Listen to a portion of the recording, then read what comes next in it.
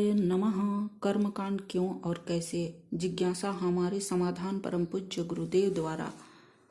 चंदन रोली चढ़ाने का अर्थ है कि हमारा जीवन भी चंदन जैसा होना चाहिए। चंदन के संपर्क में आने वाले झाड़ झंखाड़ सभी चंदन जैसे सुगंधित हो जाते हैं। हमारा जीवन खुशबूदार बनाना चाहिए। इस इत्र फुलेल लगाने से नहीं, हमारे कर्मों की कीर्ति से, सद्विचारों से सब ओर हमारी यश पताका फहराती रहे।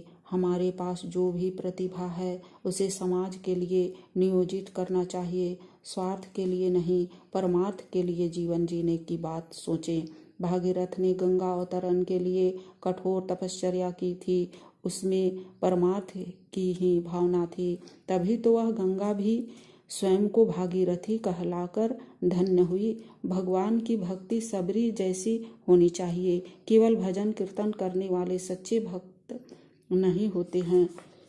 भजन का अर्थ है सेवा करना। सबरी प्रातः काल ब्रह्म मुहूर्त में ऋषियों के स्नान घाट तक जाने के मार्ग पर झाड़ू लगाया करती थी, ताकि ऋषियों के पैरों में कांटे न चुभे जाएं। उसकी भक्ति निस्वार्थ भाव से प्रेरित भक्ति थी।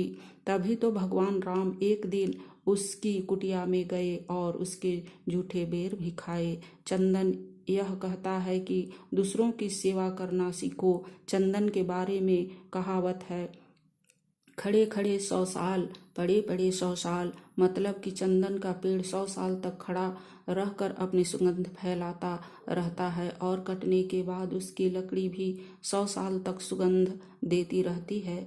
हम भी इसी तरह 100 साल तक जीवित रहकर जीवमेव शरदः सत्यम समाज में अपने सत्कार्यों की सुगंध फैलाएं और बाद में भी सैकड़ों वर्षों तक वह सुगंध संसार में व्याप्त रहे। चंदन यह कहता है कि दूसरों की सेवा में अपने को समर्पित करना सीखो। भगवान सदैव पहले मांगते हैं, हमारा समर्पण चाहते हैं, फिर कुछ देते हैं। सुदामा से चावल की पोटली मांगी थी। राजा बलि सिंहासन पर बैठे थे, भगवान नीचे खड़े थे। भिक्षा मांगने के लिए भगवान से कुछ मांगना भक्ति नहीं है, यह तो व्यापार है। देना भक्ति है, समर्पण भक्ति है। हमें कर्ण जैसा दानी होना चाहिए।